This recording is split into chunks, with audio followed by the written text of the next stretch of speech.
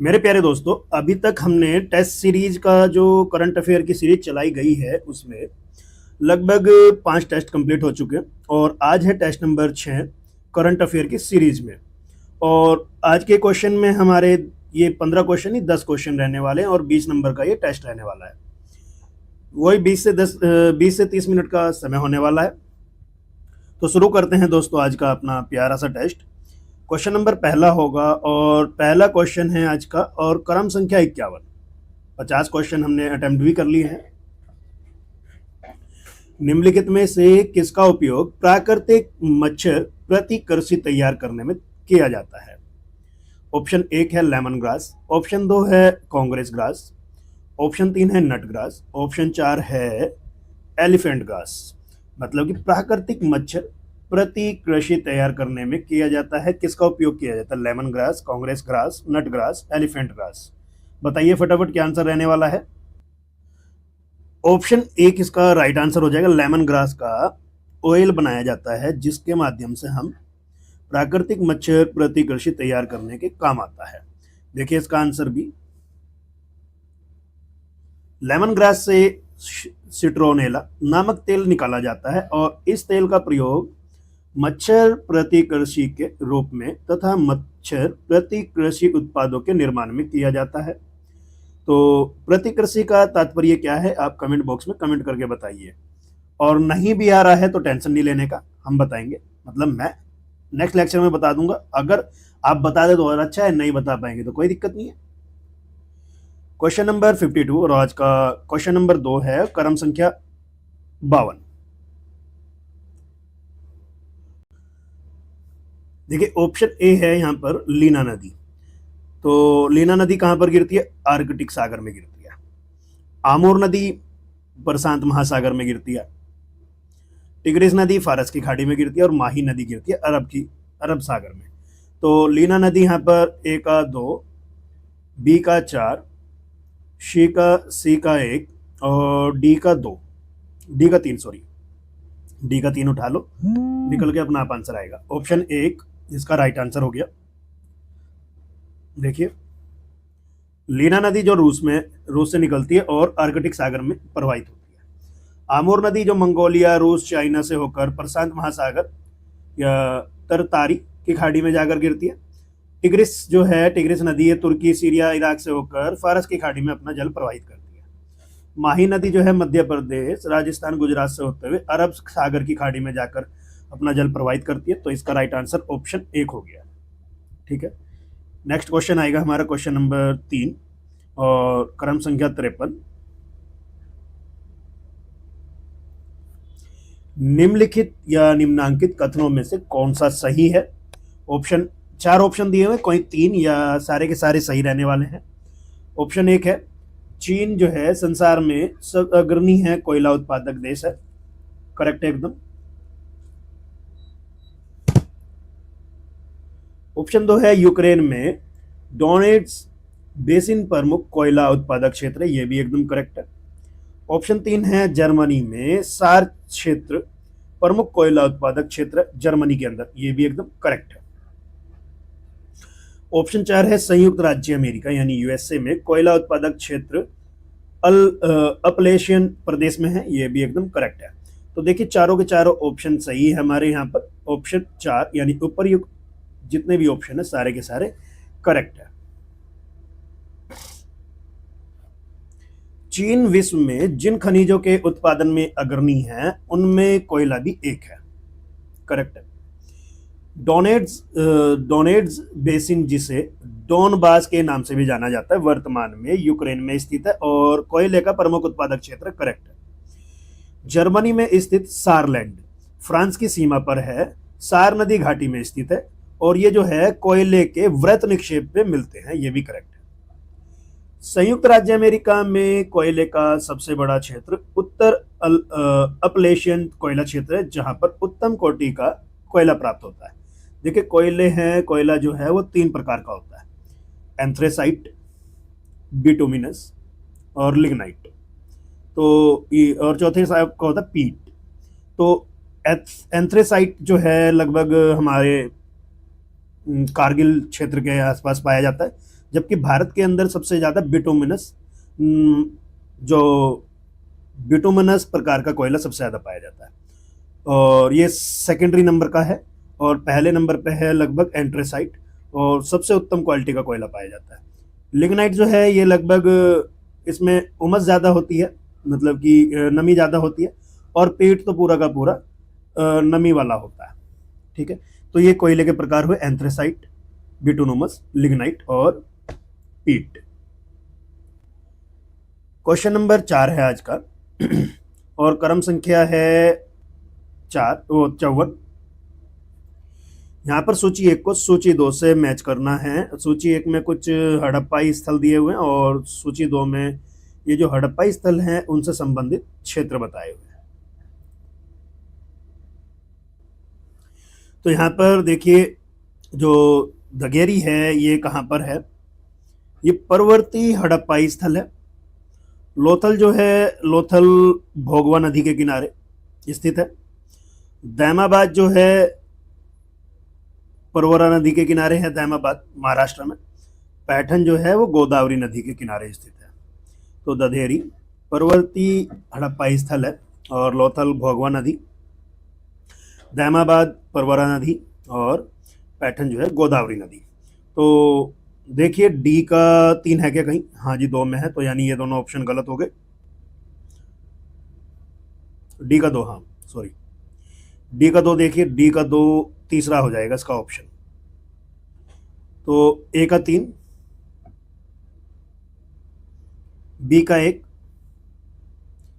सी का 4 और डी का दूसरा। तो तीसरा ऑप्शन इसका करेक्ट हो गया। ददेरी जो है हरियाणा में स्थित है, और ये प्रवर्ती हड़प्पाई स्थल पूरा स्थल है। और लोथल जो है गुजरात में स्थित है, भोगवा नदी के किनारे है। दैमाबाद महाराष्ट्र में परवरा नदी के किनारे स्थित है।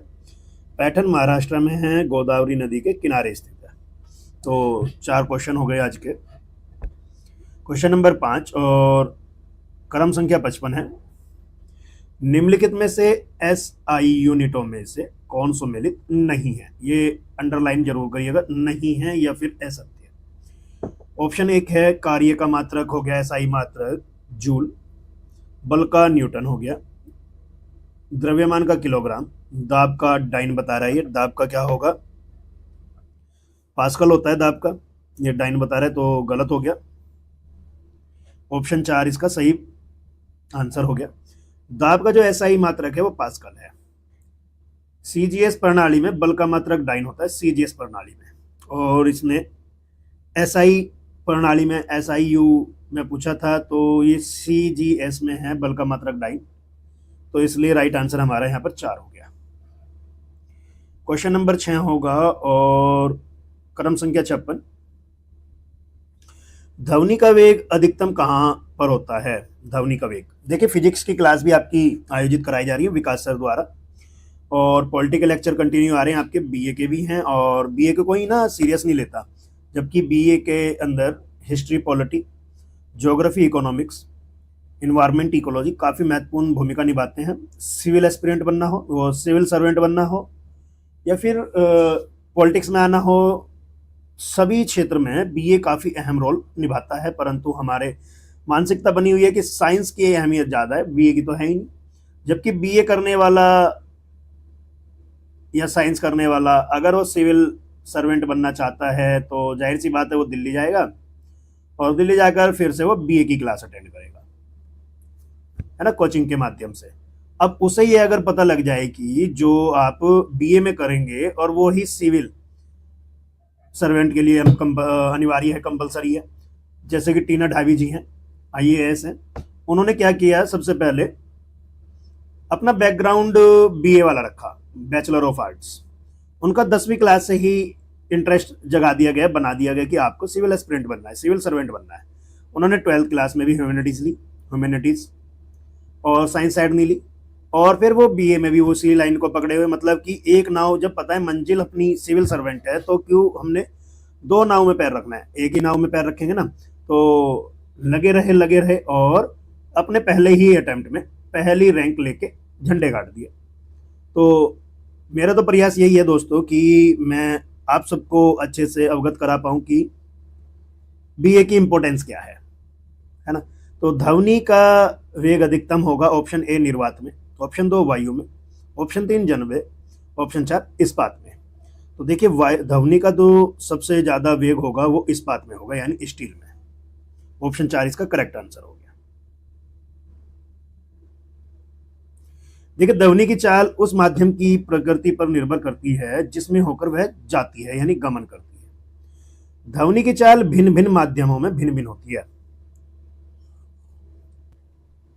गैसों में ध्वनि जो है अत्यंत धीमी गति से, द्रव्यों में तीव्र गति से और ठोस में तीव्रतम गति से गमन करती है। मतलब तीन अवस्थाएं हैं, सॉलिड, लिक्विड, गैस। तो गैस में तो सबसे कम, लिक्विड में तीव्र गति से, और जो सॉलिड है उसमें तीव्रतम गति से, मतलब कि और भी ज्यादा स्पीड से। तो ध्वनि निर्वात में गमन नहीं कर सकती, निर्वात वैक्यूम में। ध्वनि जो है वायु की अपेक्षा स्टील में, मतलब एयर की अपेक्षा स्टील में लगभग 15 गुना तीव्र गति से गमन कर सकती है। तो इसलिए ध्वनि का वेग अधिकतम कहां होगा? इस्पात में सबसे ज्यादा होगा। ठीक है, तो वायु में तो नहीं होगा, निर्वात में गमन ही नहीं करती है। जल अपना लिक्विड हो गया, और स्टील क्या है? स्टील अपना ठोस हो गया। ठीक है, तो स्टील ठोस हो गया, सॉलिड हो गया, तो स्टील में ध्वनि का जो वेग होगा वो हाईएस्ट होगा। क्लियर? ऑप्शन चार इसका करेक्ट आंसर हो गया। क्वेश्चन नंबर 7 है, और इतिहास से संबंधित ये क्वेश्चन है दोस्तों, और क्रम संख्या 57 है। आशा करता हूं आपको अच्छे समझ में आ रहे होंगे। निम्नलिखित कथनों में से कौन सा कथन सही है या कौन से कथन सही हैं? तीन ऑप्शन दे रखे हैं दोस्तों। तीन में से एक ऑप्शन सही रहने वाला है, या दो सही रहने वाले हैं, या तीन के तीन सही रहने वाले हैं। ऑप्शन एक है, वैदिक देवताओं का जो पुरोहित है उसे अग्नि को माना गया है। गलत है, अग्नि को नहीं माना गया। ये वैदिक देवताओं में जो पुरोहित थे वो बृहस्पति को पुरोहित माना गया है। ऑप्शन दो है, तो पहला तो गलत हो गया, ये भी गलत, ये भी गलत। उपनिषद काल के जो राजा हैं वो अश्वपति, वो विदेह के शासक थे। ये विदेह के नहीं, ये केकई के शासक थे। विदेह के कौन थे? राजा जनक। ठीक है, तो ऑप्शन दो भी गलत हो गया। तो पहला गलत हो गया, दूसरा गलत हो गया, तो तीन ऑप्शन अपना आप निकल गए। चौथा ऑप्शन तीसरा निकल के आ गया। देखिए ऋग्वैदिक काल में जो निष्क है ना, ये गले का आभूषण हुआ करता था। एकदम करेक्ट ऑप्शन है। तो राइट आंसर हमारा ऑप्शन एक हो गया। और वैदिक देवताओं का पुरोहित बृहस्पति जी को माना जाता था। और उपनिषद काल में जो राजा अश्वपति हैं वो कहाँ के राजा हैं? केकई के। केकई, शायद आपने महाभारत सुनी होगी, वो महाभारत करो, रामायण देखी होगी और सुनी भी होगी। तो केकई महारानी जी, जो कि भरत जी की माता थी और जिनके कारण राम जी को वनवास भी हुआ था, तो वो केकई प्रदेश से थी। ठीक है, तो राइट आंसर हमारा ऑप्शन एक हो गया। देखिए बृहस्पति जी को वैदिक देवताओं का पुरोहित माना गया है, न कि अग्नि को। और जो अग्निदेव हैं, ये अग्निदेव पृथ्वी और आकाश के मध्य के देवता हैं। ठीक है, फिर उपनिषद काल के जो राजा हैं अश्वपति, वो केकई के शासक थे, ना कि विदेह के। जबकि विदेह के शासक कौन थे? जनक। क्लियर? तो इसलिए दोनों के दोनों आंसर हमारे, दोनों के दोनों ऑप्शन गलत हुए। और ऋग्वैदिक काल में जो निष्क है वो गले में पहना जाने वाला हार था। क्वेश्चन नंबर 8 है, और क्रम संख्या 58। तो वर्ष 2023 के चिकित्सा विज्ञान के क्षेत्र में नोबेल पुरस्कार के संदर्भ में निम्नलिखित पर विचार कीजिए। तो दो ऑप्शन दिए हुए हैं। नोबेल जो मेडिकल साइंस के फील्ड में जो नोबेल पुरस्कार दिए गए हैं, किन किन को दिए गए हैं, इस पर बात की गई है। कोई एक या दो के दो सही रहने वाले, कोई सभी सही नहीं रहने वाला। तो ऑप्शन एक है, इस वर्ष यह पुरस्कार, यानी 2023 में यह जो पुरस्कार है चिकित्सा विज्ञान का, कैटालिन कारिको और ड्रू विसमैन को संयुक्त रूप से प्रदान किया गया। ऑप्शन 2 है उन्हें ही है जो नोबेल पुरस्कार दिया गया है वो mRNA कोविड वैक्सीन की तकनीकी को विकसित करने के लिए प्रदान किया गया। तो देखिए दोस्तों, दोनों के दोनों ऑप्शन सही है। कैटालिन कारिको को दिया गया और ड्रू विसमैन को संयुक्त रूप से दिया गया, मतलब दोनों को। और ये mRNA कोविड वैक्सीन टेक्नोलॉजी को डेवलप करने के लिए दिया गया। तो दोनों ऑप्शन सही है। ऑप्शन 3 इसका करेक्ट आंसर हो गया। 1 और 2 दोनों के दोनों आंसर ऑप्शन सही है। देखिए, चिकित्सा का जो नोबेल पुरस्कार है 2023 वो स्टॉकहोम स्थित है कैरोलिंस्का इंस्टीट्यूट की जो नोबेल सभा है उसके द्वारा घोषणा की गई थी। हंगेरियन मतलब हंगरी और अमेरिका की वैज्ञानिक है कैटालिन कारिको, और अमेरिका के वैज्ञानिक है ड्रू विसमैन, जिनको संयुक्त रूप से प्रदान किया गया। और ये दिया गया है न्यूक्लियोसाइड आधार संशोधनों से संबंधित खोज के लिए, जिसने कोविड-19 के विरुद्ध प्रभावी रूप से mRNA वैक्सीनों के विकास को सक्षम बनाया है। इसके लिए इसको क्या दिया गया? चिकित्सा साइंस विज्ञान का नोबेल पुरस्कार 2023 का प्रदान किया गया। किस किस को? ये क्वेश्चन बन जाएगा, क्योंकि पिछले साल मतलब कि जो 17 मार्च 2024 को यूपीपीसीएस की परीक्षा आयोजित होने वाली थी वो पोस्टपोन्ड हुई थी। 27 अक्टूबर को होने वाली थी, फिर वो पोस्टपोन्ड हुई। अभी दिसंबर के मिड में बता रहे हैं, पता नहीं कब तक होगी। आप तैयारी करते रहिएगा, है ना। तो कभी पिछले साल के नोबेल पुरस्कार भी बन सकते हैं और इस साल के भी बन सकते हैं। और ये इसलिए बन सकता है क्योंकि कोविड-19 के विरुद्ध जो अच्छी खासी mRNA वैक्सीन बनाई थी उस टेक्नोलॉजी को विकसित करने के लिए। तो इम्पोर्टेंट है दोस्तों, ठीक है। क्वेश्चन नंबर 9 है, सेकंड लास्ट क्वेश्चन है आज का, और क्रम संख्या 59 है। भारत के किस दर्शन को लोकायत दर्शन कहा जाता है? यह हिस्ट्री से संबंधित है। ऑप्शन 1 है चारवाक दर्शन, लोकायत दर्शन की बात कर रहे हैं। ऑप्शन 2 है बौद्ध दर्शन, ऑप्शन 3 है जैन दर्शन, ऑप्शन 4 है वैशेषिक दर्शन। तो देखिए इसका जो राइट आंसर हो जाएगा ऑप्शन 1 चारवाक दर्शन। तो चारवाक दर्शन जो है लोकायत दर्शन, इसको लोकायत दर्शन भी कहा जाता है। देखिए, चारवाक दर्शन को लोकायत मत का प्रमुख प्रतिपादक माना जाता है। और लोकायत दर्शन से तात्पर्य एक ऐसे दर्शन से है जिसमें लोक को महत्व दिया जाता है, मतलब कि लोक मतलब जनता, जबकि परलोक के प्रति अविश्वास दर्शाया जाता है, मतलब कि पारलौकिक। जो ये लोक है इसमें तो विश्वास जताया जाता है, परंतु जो परलोक है वहां पे मतलब कि वो एक अविश्वास जताया जाता है कि आडंबर है। इसमें धर्म अधर्म पाप पुण्य और आत्मा का अस्तित्व स्वीकार ही नहीं किया जाता। इसमें चारवाक दर्शन में कि धर्म अधर्म कुछ नहीं है, पाप पुण्य कुछ नहीं है, आत्मा का जो अस्तित्व है वो भी स्वीकार नहीं किया जाता लोकायत मत के अनुसार, यानी चारवाक दर्शन के माने तो। ये हिस्ट्री का क्वेश्चन है, एंशिएंट हिस्ट्री का बने हुए क्वेश्चन है दोस्तों। ये आज का अंतिम क्वेश्चन है, और रुद्रदामन का जूनागढ़ अभिलेख क्वेश्चन नंबर 10 है और क्रम संख्या 60 है। देखिए, रुद्रदामन का जूनागढ़ अभिलेख किस भाषा में लिखा गया है? काफी महत्वपूर्ण क्वेश्चन है दोस्तों ये। ऑप्शन 1 है प्राकृत, ऑप्शन 2 है अर्ध मागधी, ऑप्शन सी है संस्कृत, ऑप्शन 4 है अपभ्रंश।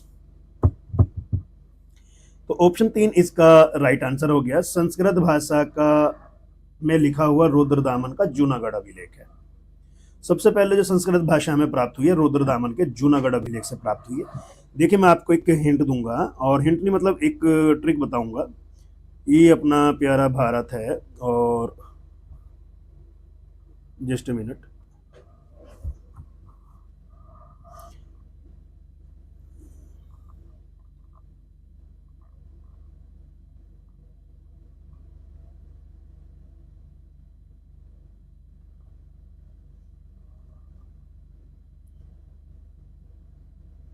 है ना। इधर तो अपना जूनागढ़ आएगा, इधर जूनागढ़ गुजरात में, जूनागढ़ का रुद्रदामन का जूनागढ़ अभिलेख, और इधर कलिंग का खारवेल का कलिंग अभिलेख। ये जूनागढ़ वाला हो गया, ये रुद्रदामन का जूनागढ़, और ये खारवेल का कलिंग अभिलेख, ठीक है। ये दो इंपॉर्टेंट है, दोनों के दोनों। ये हो गया पश्चिम, ये हो गया पूर्वी। तो आपको याद रखना है, ये रुद्रदामन जूनागढ़ का हो गया, और ये हो गया हमारा कलिंग अभिलेख, किसका? खारवेल का। तो कौन सी भाषा में है ये रुद्रदामन का जूनागढ़ अभिलेख? ये यहाँ पर हाथी गुम्फा अभिलेख है, जहाँ पर भारतवर्ष पहली बार नाम मिला था लिखा हुआ। तो ये हो गया किसका? हाथी गुम्फा अभिलेख। किसका? खारवेल का। कलिंग अभिलेख, कलिंग का शासन था यहाँ पर किसका था? यहाँ पर रुद्रदामन का। शक शासक है रुद्रदामन। ठीक है, ये शक हो गया। और ये हो गया किसका? इधर वाला हो गया भैया कलिंग का। हाथी गुम्फा अभिलेख किसका अभी बताया ना मैंने? खारवेल का। देखिए, रुद्रदामन प्रथम का जूनागढ़ अभिलेख विशुद्ध, मतलब एकदम शुद्ध संस्कृत भाषा में लिखा गया है, और यह चंपू शैली में लिखा गया पहला अभिलेख है। कौन सी शैली में? चंपू शैली में। इस अभिलेख में सुदर्शन झील के बांध का पुनर्निर्माण करने का उल्लेख प्राप्त होता है।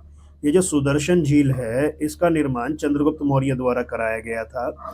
फिर अशोक द्वारा फिर से इसका पुनर्निर्माण कराया गया, और समुद्रगुप्त द्वारा भी इसका पुनर्निर्माण कराया गया, और रुद्रदामन में इसका उल्लेख मिलता है, रुद्रदामन का जूनागढ़ अभिलेख के माध्यम से।